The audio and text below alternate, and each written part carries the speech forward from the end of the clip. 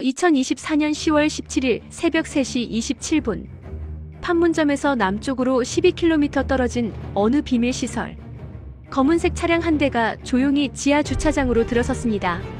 차에서 내린 남자의 나이는 58세, 키 172cm, 체중 68kg. 그러나 가장 특징적인 것은 그의 눈빛이었습니다. 30년간 수천 명의 사람들을 신문하고 조사했던 사람만이 가질 수 있는 그 차갑고도 날카로운 시선. 국가보위성 7국 상좌 리철용. 평양에서 그의 이름 석자는 공포 그 자체였습니다. 보위성 간부들조차 그를 얼음동무라고 불렀습니다. 신문실에 들어가면 그 어떤 혁명가도 입을 열게 만든다는 전설적인 조사관. 한 번도 웃는 모습을 본 적이 없다는 남자. 그 남자가 오늘 여러분께 30년간 숨겨왔던 진실을 고백합니다. 이야기 들어가기 앞서 구독과 좋아요 부탁드립니다. 저는 탈북자가 아닙니다. 망명자입니다. 저를 처음 만난 대한민국 국정원 요원들께서 하신 말씀이 있습니다. 소름이 돋았다고 하시더군요. 일반 탈북민들과는 분위기 자체가 달랐다고 말씀하셨습니다. 걸음걸이, 앉는 자세, 시선 처리, 말투, 모든 것이 훈련된 사람의 것이었다고 하셨습니다. 제 말 한마디 한마디에 권력이 스며 있었다고도 하셨습니다. 그들은 저를 탈북자라고 부르셨지만 저는 그 말씀을 정중히 정정했습니다. 저는 탈북자가 아닙니다. 망명자입니다. 저는 도망친 것이 아닙니다. 더 이상 그 거짓을 지킬 수 없어서 진실을 말씀드리기 위해 온 것입니다. 제가 가진 정보는 김정은 정권을 무너뜨릴 수 있는 것들입니다. 처음 그들은 반신반의하시는 눈치였습니다. 당연한 일이지요. 넘어오시는 고위급 인사들은 대부분 자신의 정보를 과대평가하시니까요. 하지만 제가 꺼낸 이야기는 그분들의 예상을 훨씬 뛰어넘는 것이었습니다.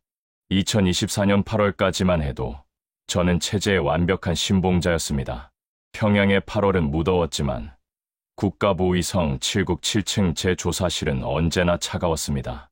그곳에서 행해지는 일들 때문이었지요. 제 하루는 매일 새벽 5시에 시작되었습니다. 문지기 병사의 경례를 받으며 건물로 들어서고 7층으로 올라갔습니다. 복도를 걸으면 사람들이 비켜섰습니다. 상좌 계급 때문만은 아니었습니다. 얼음 동무, 그것이 제 별명이었으니까요. 부하 중좌가 아침 보고를 올렸습니다. 지난 밤 체포된 반동분자 7명입니다. 혐의는 남조선 영상물 시청 5명, 탈북 기도 1명, 수령님 욕설 1명입니다. 저는 서류를 꼼꼼히 검토했습니다. 제 시선이 한 곳에 멈췄습니다. 17세 학생이 왜 여기 있습니까? 남조선 드라마 25, 21을 USB로 시청했습니다. 제 표정이 굳어졌습니다. 17세, 고등중학교 학생입니다. 부모는 어떻게 되나요? 아버지는 당 간부이시고 어머니는 교원이십니다. 당 간부의 자녀가. 저는 잠시 침묵했습니다. 하지만 곧 차갑게 말했습니다. 오후 2시에 조사를 시작하겠습니다. 가족 배경 조사도 함께 진행하십시오. 오후 2시, 조사실 301호. 17세 소녀, 김혜진 학생이 앉아 있었습니다. 제가 들어서자 소녀가 벌떡 일어섰습니다. 두려움이 가득한 눈이었습니다. 저는 30년간 완벽하게 통제된 목소리로 물었습니다. 김예진 학생, 내가 본 영상물의 내용을 말해보거라. 제가 한 가지 더 말했습니다. 제가 늘 하던 방식으로. 거짓말하면 안 돼. 우리는 이미 다 알고 있어. 내 입으로 직접 듣고 싶을 뿐이다. 소녀의 입술이 떨렸습니다. 25, 21라는 남조선 드라마였습니다. 내용이 무엇이었나? 펜싱 선수와 방송 기자의 사랑 이야기였습니다. 저는 기록하며 물었습니다. 그것을 보고 무엇을 느꼈나? 소녀가 고개를 들었습니다. 그리고 제 심장을 찌르는 말을 했습니다. 남조선 사람들도 우리와 똑같이 사랑하고 꿈꾸고 웃고 우는구나 싶었습니다. 다른 생각은 없었나? 소녀가 작은 목소리로 말했습니다. 왜 우리는 저런 드라마를 만들 수 없을까 하는 생각이 들었습니다. 제 손이 멈췄습니다. 30년간 수천 번의 조사를 했지만 이상하게도 그 순간만큼은 펜을 들 수가 없었습니다. 계속해보거라. 드라마 속 사람들은 자유롭게 자기 꿈을 이야기하고 직업을 선택하고, 그런데 우리는 소녀가 저를 똑바로 보았습니다. 그 눈빛에는 두려움보다 순수한 궁금증이 가득했습니다. 우리는 왜 당이 정해준 대로만 살아야 합니까? 상좌 농무님, 저는 정말 궁금했습니다. 저것이 선전이라면 왜 저렇게 행복해 보일까요? 저것이 거짓이라면 왜 저렇게 자연스러울까요? 그 순간 저는 대답할 수가 없었습니다. 30년간 완벽하게 준비된 답변들이 있었습니다. 그것은 제국주의자들의 선전이다. 실제 남조선은 지옥이다. 너는 속은 것이다. 하지만 그날 그 소녀 앞에서 제 입에서는 그 말들이 나오지 않았습니다. 저는 펜을 들었습니다. 그리고 차갑게 말했습니다.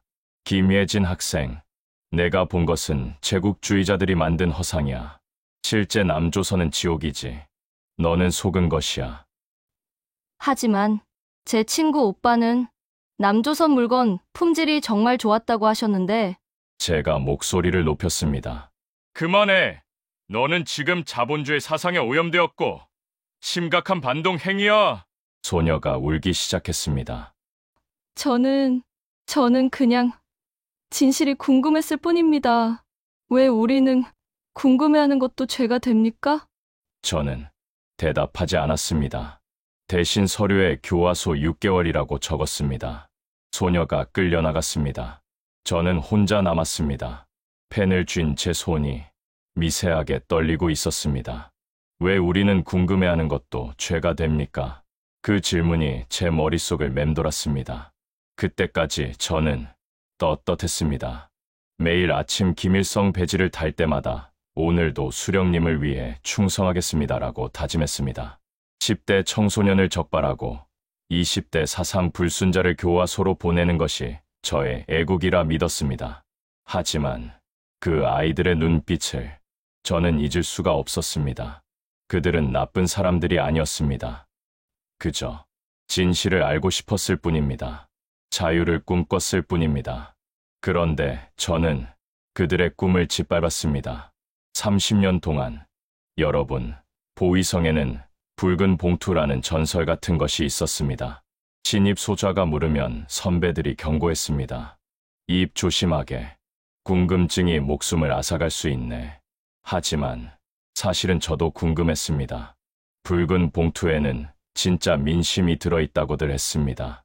당이 인민에게 보고받는 것이 아니라 보위성이 수령님께 진짜 민심을 보고하는 문서라고 했습니다. 주민들의 불만, 당에 대한 비판, 체제에 대한 회의, 모든 것이 가감없이 기록되어 있다고 했습니다. 수령님께서는 다 알고 계신다는 뜻이었습니다. 다 알고 계시면서도 바뀌는 것은 없고 통제만 강해졌습니다. 저조차 30년간 단 한 번도 그 봉투를 본 적이 없었습니다. 궁금해하는 것조차 반당 행위였습니다. 저는 궁금증을 묻고 충성만 하면 되었습니다. 그렇게 30년을 살았습니다. 그러던 8월의 어느 저녁이었습니다. 중구역 창광거리 아파트로 돌아왔을 때 아내가 걱정스러운 얼굴로 말했습니다. 동무, 철수가 요즘 말이 없어요. 무슨 고민이 있나 봐요. 제 외아들 리철수, 27세, 김일성 종합대학 물리학부를 졸업한 과학원 연구사였습니다. 아들 방에 들어갔습니다. 무슨 일 있는 거냐? 아들이 망설이다 입을 열었습니다. 아버지, 연구소에 중국에서 공부하고 온 동무가 있습니다. 그 친구가 남조선 기술 이야기를 하더군요. 반도체, 디스플레이.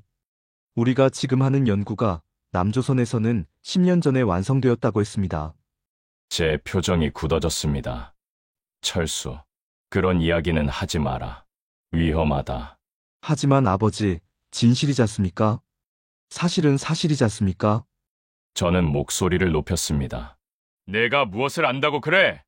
남조선 기술이 좋은 것은 미국 제국주의 원조 때문이야. 그때 아들이 저를 똑바로 보며 물었습니다. 아버지도 믿으십니까? 정말로? 우리가 배운 그 모든 것이 진실이라고? 저는 대답하지 못했습니다. 저는 더 이상 확신이 서지 않습니다, 아버지. 방을 나와 소파에 주저앉았습니다. 의사였던 아내가 조용히 다가와 말했습니다. 동무. 철수 말이 틀린 것은 아니잖아요. 저도 중국 의학 서적을 봤어요. 남조선 의료기술. 우리보다 훨씬 앞서 있어요. 그만하십시오. 위험한 소리 하지 마십시오. 우리 아들이 저렇게 방황하는 것이 보이지 않으십니까? 저 아이는 과학자예요. 진실을 추구하는 것이 본능이라고요. 그런데 우리는 그 아이에게 진실을 묻으라고 가르치고 있잖아요. 저는 아무 말도 하지 못했습니다. 그날 밤 잠을 이루지 못했습니다. 며칠 뒤인 8월 15일 조국 해방의 날이었습니다. 제 앞에 32세 여성 최은미 동무가 앉아 있었습니다. 혐의는 남조선 영상물 유포였습니다. 처음에는 또 그런가 보다 했습니다. 오징어 게임이나 사랑의 불시착 같은 것을 몰래 보다 걸리는 흔한 사건이라고 생각했습니다. 그런데 이 여성은 달랐습니다. 조사실에 끌려온 사람들은 대부분 공포에 떨었습니다. 그런데 최은미는 두려워하지 않았습니다. 저를 똑바로 쳐다봤습니다. 최은미 동무, 내가 유포한 영상물 목록을 말해. 그녀가 되물었습니다. 말해라고요? 동무께서는 높으신 분이시니 존댓말을 못 쓰시나 봅니다. 30년간 이런 반응은 처음이었습니다. 뭐라고? 제가 유포한 것이 아닙니다. 사람들이 원해서 제공한 것입니다. 사랑의 불시착, 오징어 게임, 더 글로리.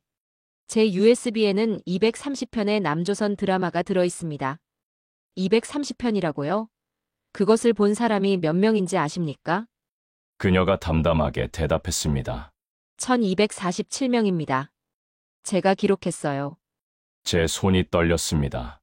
미친, 1247명이라고? 당신은 반역자야. 최은미가 쓸쓸하게 웃었습니다. 반역자요? 상좌 동무님. 지금 평양 젊은이들 열에 9이 남조선 드라마를 봅니다. 당신네들이 다 잡아가실 수는 없어요. 진실이잖아요. 매일 몇십 명씩 잡아들이시지만 보는 사람은 더 늘어나고 있다는 것. 이미 통제가 안 되고 있다는 것. 저는 말문이 막혔습니다. 우리는 이미 알아버렸으니까요. 그녀의 목소리가 낮아졌습니다. 저 38선 너머에 어떤 세상이 있는지, 같은 말을 쓰는 사람들이 얼마나 다르게 사는지, 그들은 꿈을 꿀 수 있어요. 자유롭게 말할 수 있어요. 그런데 우리는 제가 책상을 쳤습니다. 그만해! 당신은 사형감이야! 그녀가 조용히 말했습니다. 알아요. 각오하고 왔어요. 하지만 후회는 안 해요. 최소한 1247명의 눈을 열어줬으니까요. 그리고 그녀가 제게 물었습니다. 상좌 동무님. 마지막으로 하나만 여쭤볼게요. 동무님의 자녀분은 몇 살이십니까? 그것이 왜 중요해? 혹시 20대이십니까? 그럼 아마도 이미 보셨을 거예요. 남조선 드라마를. 동무님께서 모르시는 사이에 말이에요. 제 얼굴이 창백해졌습니다. 아들 철수의 얼굴이 떠올랐습니다. 그 여성의 눈빛이 지금도 잊혀지지 않습니다. 그것은 체념이 아니었습니다. 확신이었습니다. 자신이 죽더라도 진실은 퍼져나갈 것이고 언젠가 그 진실이 이 체제를 무너뜨릴 것이라는 확신이었습니다. 처음으로 불안했습니다. 혹시 제가 모르는 무언가가 있는 것은 아닐까? 제가 평생 지켜온 이 체제가 정말 옳은 것일까? 하지만 저는 그 생각을 지워버렸습니다. 아닙니다. 저는 보이성 상좌입니다. 흔들릴 수 없습니다. 그로부터 2주 후였습니다. 2024년 9월 1일 긴급 소집 명령이 떨어졌습니다. 보이성 7국 상좌급 이상만 참석하는 회의였습니다. 회의실에 들어서자 긴장감이 흘렀습니다. 그리고 중앙 탁자 위에 붉은 봉투가 놓여 있었습니다. 심장이 멎는 줄 알았습니다. 30년 만에 처음 보는 그 문서였습니다. 금색 글씨로 최고 지도자 직속 보고서, 그 아래 특급 기밀, 무단 열람 시 즉결 처형, 국장께서 들어오셔서 경고하셨습니다. 이 회의실에서 나눈 이야기는 절대 외부에 누설되어서는 안 됩니다. 누설된다면 가족까지 책임을 지시게 될 것입니다. 국장께서 붉은 봉투를 여셨습니다. 최소 200페이지는 되어 보이는 서류 뭉치였습니다. 지금부터 낭독하는 내용을 잘 들으십시오. 2024년 상반기 전국 민심 동향 긴급 보고서입니다. 수령님께서 직접 보시고 특별 지시를 내리신 문서입니다. 국장께서 첫 페이지를 넘기셨습니다. 요약 김정은 수령님에 대한 주민들의 불만이 임계점에 도달했습니다. 특히 젊은 층의 체제 이탈 현상이 심각한 수준입니다. 제 귀를 의심했습니다. 임계점, 체제 이탈. 이것이 무슨 말씀이십니까? 국장께서 계속 낭독하셨습니다. 함경북도 청진시 주민 1000명 중 78.4%가 현 지도부, 교체 희망 의사를 표시했습니다. 40대 이하에서는 91.2%가 체제 변화를 원하고 있습니다. 평양시 대학생 500명 중 86.4%가 외부 정보 접촉 경험 유 응답했습니다. 양강도 해산시 김정은 정권 타도 낙서 42건이 적발되었습니다. 전년 동기 대비 340% 증가했습니다. 제 손이 떨렸습니다. 이것이 진짜입니까? 꿈을 꾸는 것입니까? 청소년층 남조선 대중문화 접촉률 89.3%입니다. 우리도 저렇게 살고 싶다는 반응이 지배적입니다. 청년층 체제에 대한 회의감이 가장 높은 연령대입니다. 우리 세대에는 희망이 없다는 인식이 팽배합니다. 간부층 충격적이게도 당 간부 자녀들의 외부 정보 접촉률이 일반 주민보다 높습니다. 92.1%입니다. 국장께서 심호흡을 하신 뒤 말씀하셨습니다. 동무들, 여기서부터가 진짜 중요한 내용입니다. 과거에는 불만이 주로 생존의 문제였기에 물질적 지원으로 무마할 수 있었습니다. 그러나 2024년 현재 불만 양상이 근본적으로 변화했습니다. 이제는 자유와 진실에 대한 갈증이 주요 불만 요인입니다. 이는 물질로 해결할 수 없는 문제입니다.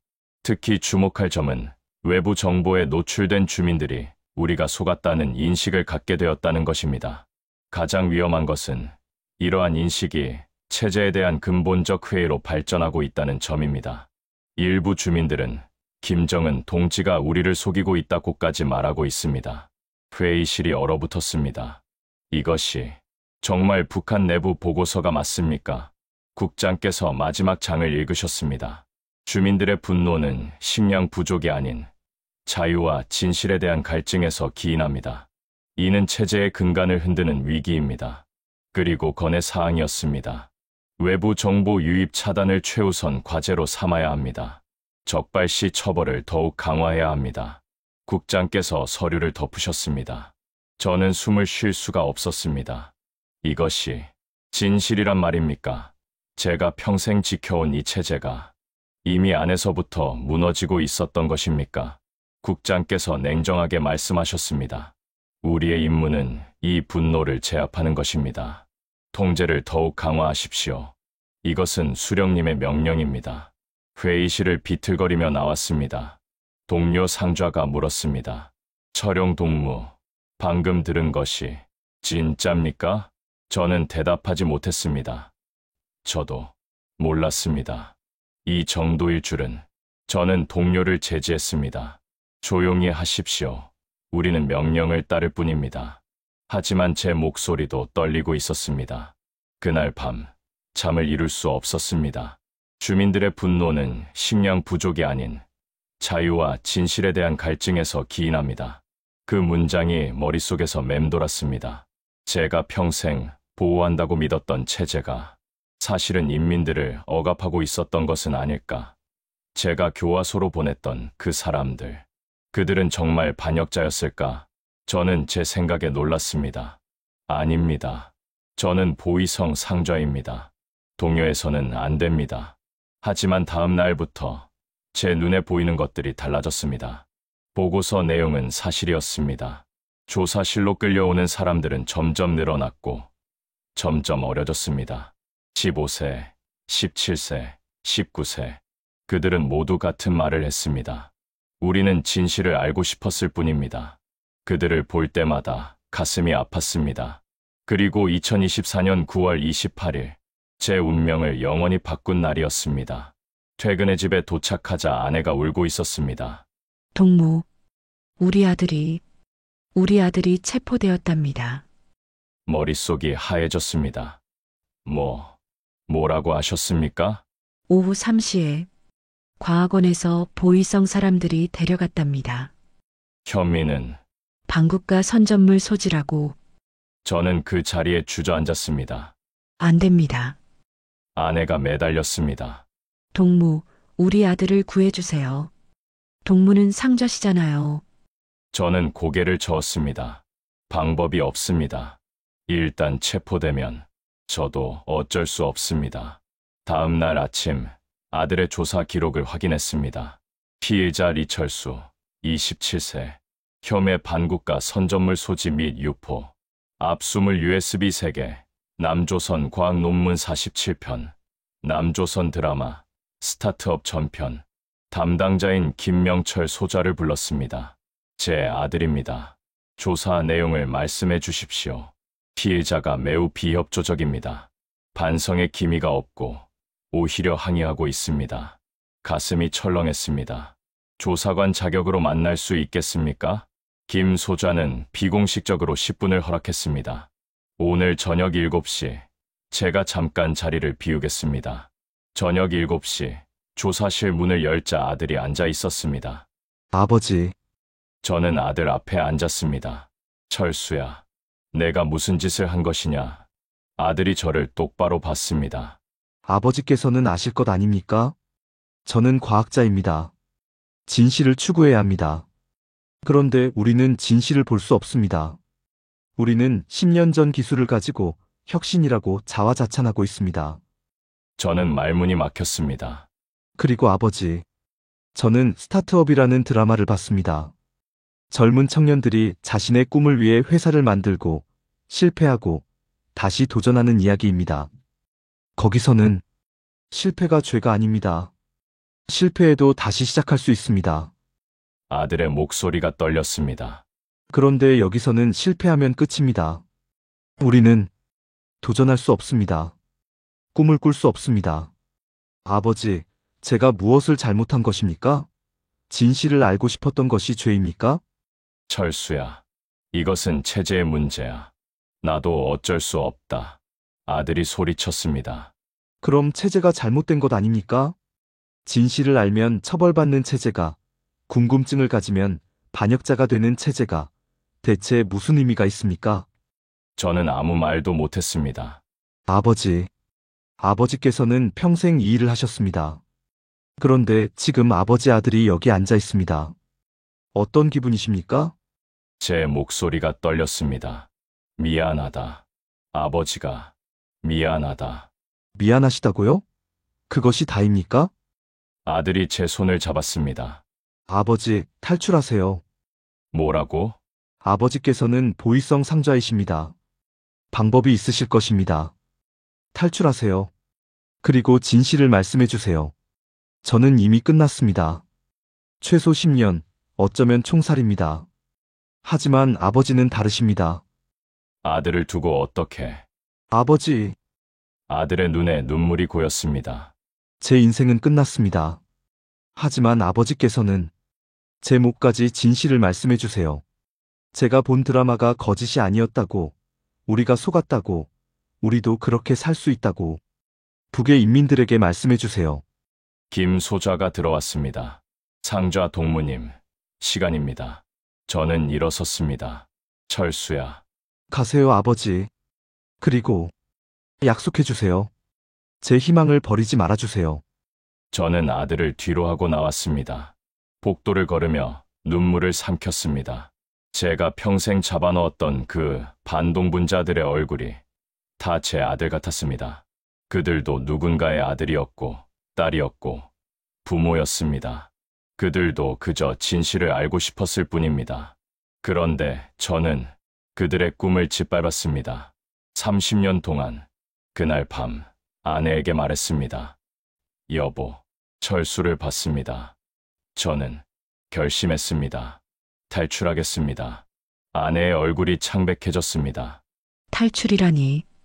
더 이상 못 견디겠습니다. 이 거짓된 삶을. 철수가 옳았습니다. 우리는 속았습니다. 하지만 우리가 탈출하면 철수는 연자제로. 이미 철수는 체포되었습니다. 우리가 여기 남아 있어도 철수를 구할 방법은 없습니다. 차라리 제가 탈출해서 진실을 밝히는 것이 철수를 위한 길입니다. 저는 보위성 상좌입니다. 30년간 국경 경비를 담당했습니다. 어디가 약한지, 어떻게 넘어갈 수 있는지 저보다 잘 아는 사람은 없습니다. 아내가 제 손을 잡았습니다. 동무, 혼자 가지 마세요. 저도 같이 갈게요. 안 됩니다. 당신까지 위험에 빠뜨릴 수는 없습니다. 우리는 부부잖아요. 같이 살았으면 같이 죽어야지. 어떻게 혼자 가세요? 저는 아내를 안았습니다. 미안합니다. 정말 미안합니다. 다음 날부터 신중하게 준비했습니다. 탈북 경로를 검토했습니다. 백두산 쪽이 답이로군. 그리고 가장 중요한 것, 증거 자료였습니다. 붉은 봉투 문서의 내용, 민심 동향 보고서, 체포 기록, 처형 기록, USB에 모든 것을 담았습니다. 2024년 10월 10일, 조선노동당 창건일, 모두가 행사 준비로 정신없는 날이었습니다. 여보, 오늘 밤에 갑니다. 아내가 작은 보따리를 건넸습니다. 우리 철수 어렸을 때 사진이에요. 그리고 우리 가족 사진 가지고 가세요. 잊지 말라고요. 당신께서 왜 이 길을 가시는지. 저는 보따리를 가슴에 품었습니다. 밤 11시, 아내와 마지막 포옹을 했습니다. 반드시 살아서 우리 철수 이야기를 세상에 알려주세요. 약속하겠습니다. 보위성 차량으로 해상까지 갔습니다. 상좌급 간부는 검문 없이 통과했습니다. 새벽 4시, 차를 버리고 산으로 들어갔습니다. 걷고 또 걸었습니다. 험한 산길을, 나무 뿌리를 붙잡고 바위를 기어올랐습니다. 58세의 몸으로, 하지만 멈출 수 없었습니다. 뒤를 돌아보면 30년간의 거짓이 있었으니까요. 10월 12일 오후, 두만강 상류에 도착했습니다.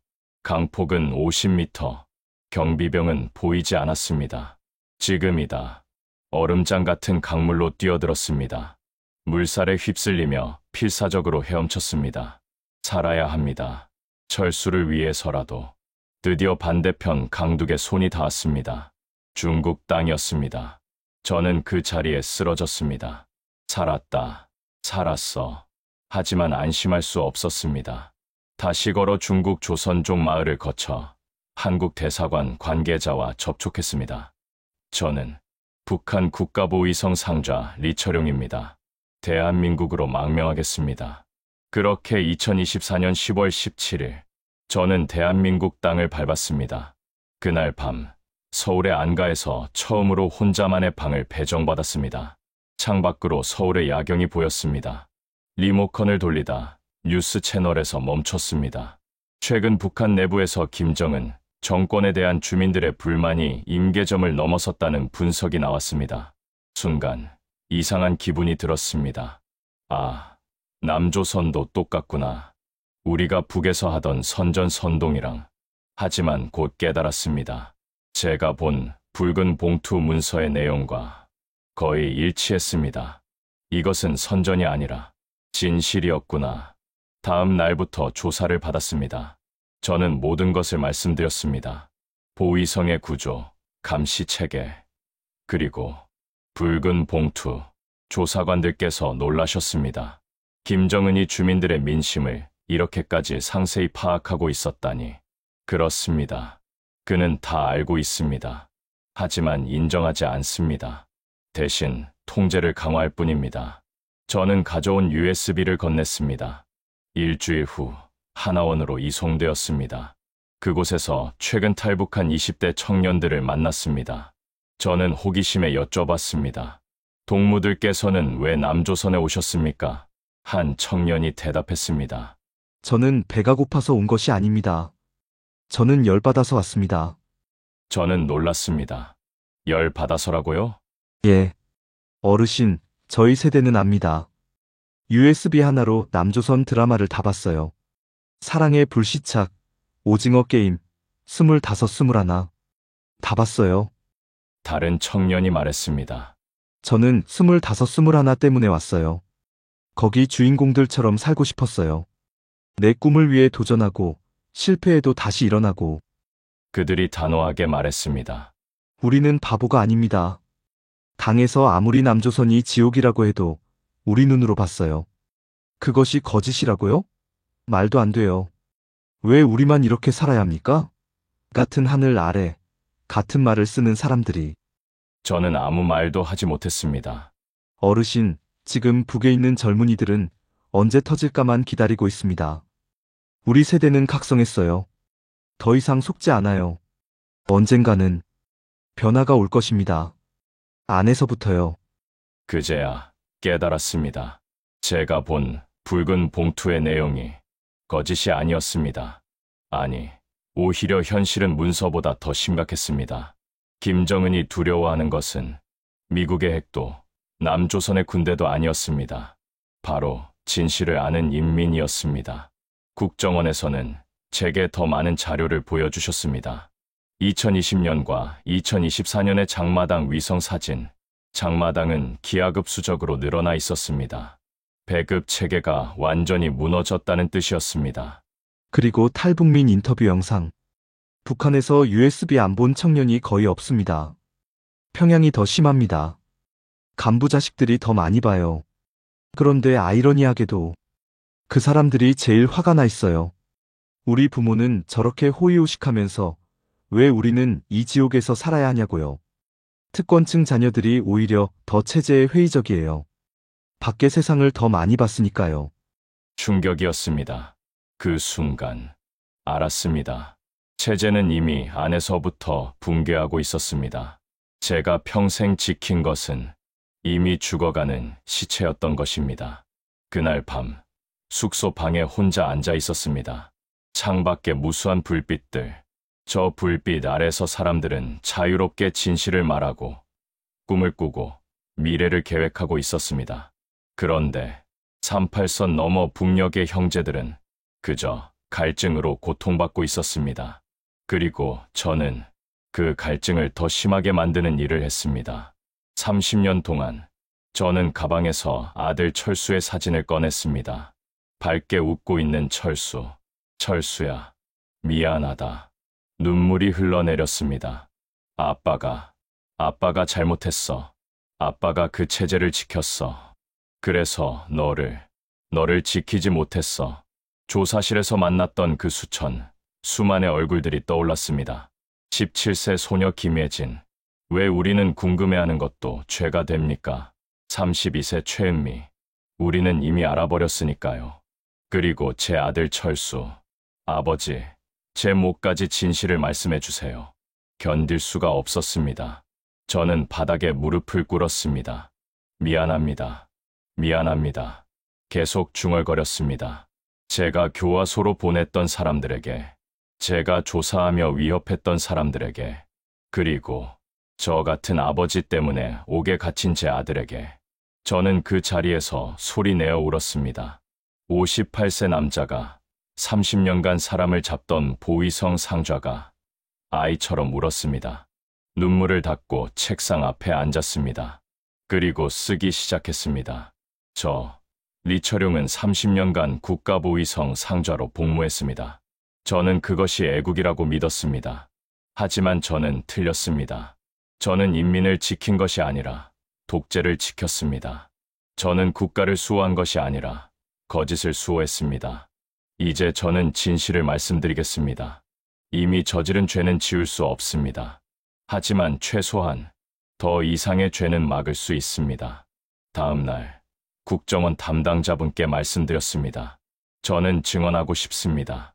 공개적으로 신변이 위험해질 수 있습니다. 저는 단호하게 말씀드렸습니다. 상관없습니다.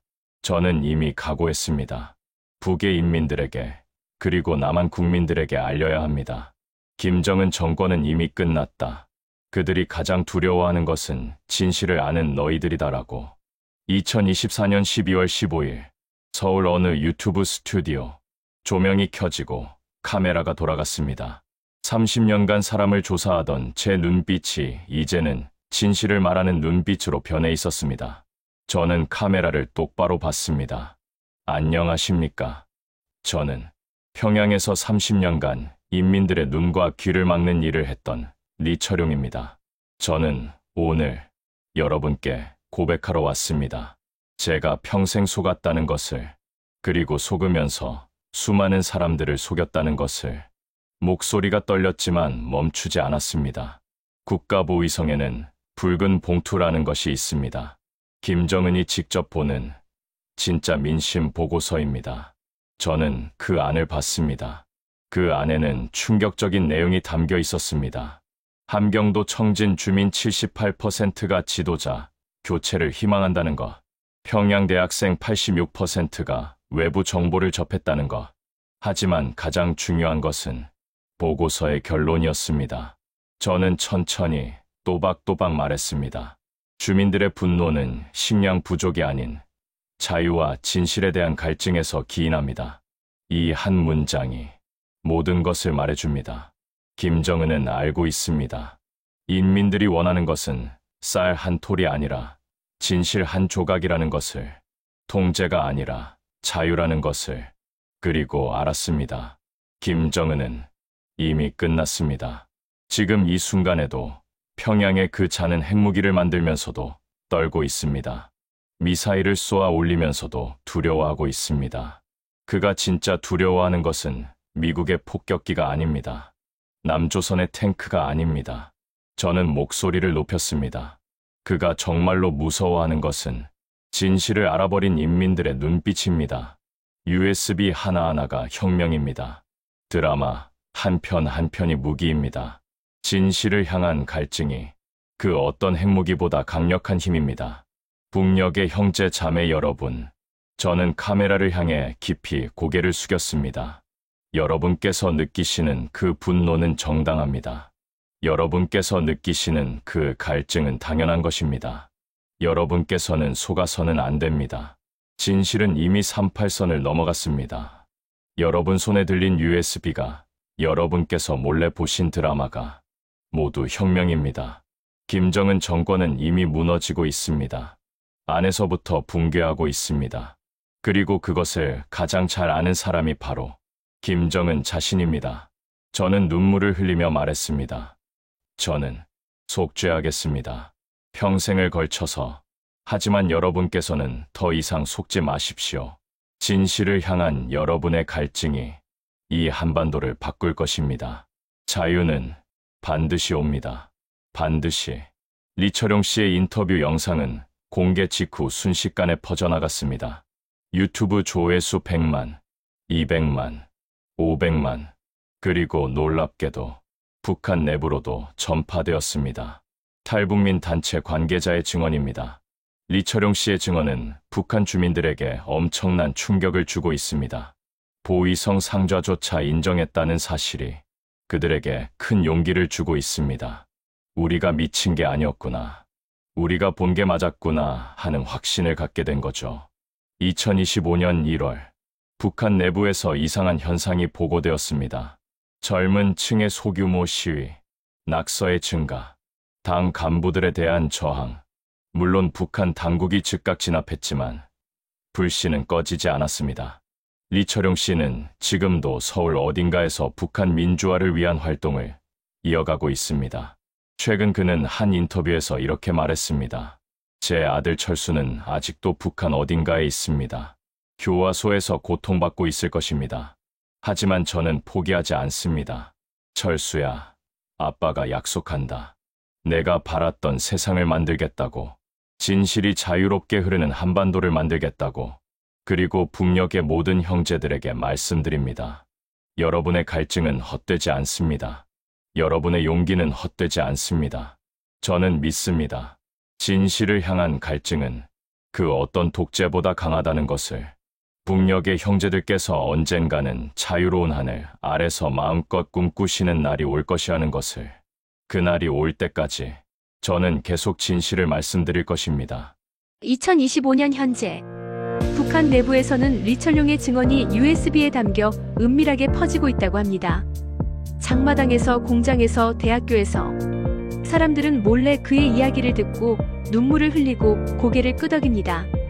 우리가 미친 게 아니었어. 우리가 본 게 맞았어. 우리도 자유롭게 살 수 있어. 어쩌면 진짜 변화는 이미 시작되었는지도 모릅니다. 조용히 하지만 확실하게, 물밑에서 하지만 거세게. 진실을 향한 갈증은 그 어떤 체제보다 강하다. 통일은 전쟁이 아니라 진실로 이루어질 것이다. 그리고 그 진실은 이미 38선을 넘었다. 리철용. 이 이름은 가명입니다. 하지만 그의 이야기는 허구가 아닙니다. 북한에는 지금도 수만 명의 리철용이 있습니다. 체제를 지키다가 진실을 알고 갈등하고 고민하는 사람들. 그들 중 일부는 용기를 내어 탈출합니다. 그들 중 일부는 내부에서 조용히 저항합니다.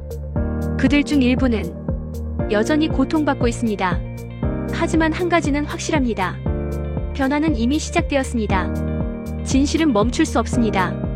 갈증은 억누를 수 없습니다. 언젠가 반드시 그날이 올 것입니다. 자유로운 하늘 아래 한반도의 모든 사람들이 함께 꿈꾸는 날이. 그날까지 우리는 진실을 말하는 것을 멈추지 않을 것입니다. 그날까지 우리는 북녘의 형제자매들을 잊지 않을 것입니다. 그날까지 우리는 희망을 버리지 않을 것입니다. 시청자 여러분께 이 영상을 끝까지 시청해주셔서 감사합니다. 북한의 진실을 알리는 것, 그것이 통일을 향한 첫걸음입니다. 이 영상이 도움이 되셨다면 구독과 좋아요, 알림 설정 부탁드립니다. 그리고 주변 분들께도 이 영상을 공유해 주시기 바랍니다. 진실은 함께 나눌 때 더 큰 힘이 됩니다. 다음 영상에서 또 만나 뵙겠습니다. 감사합니다.